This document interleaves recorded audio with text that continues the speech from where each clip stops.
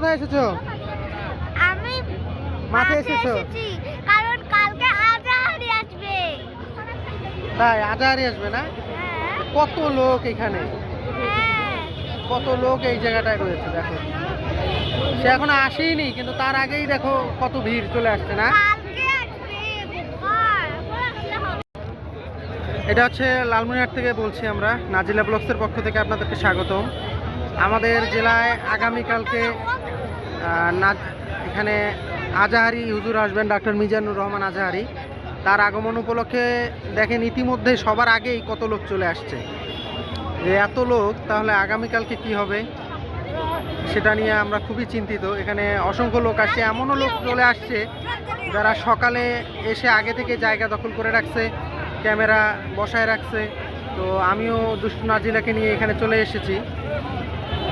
তো কোথায় নাজিলা, তুমি কোথায় দেখি?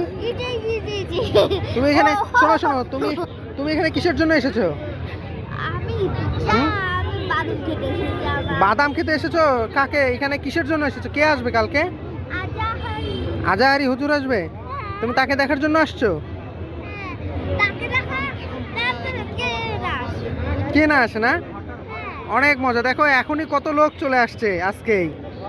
তাহলে আমি মনে করছিলাম আজাহারি চলে আসবে, কিন্তু কালকে যে আসবে সেটা আমি জানি না। ও দেখো কত লোক, দেখছো?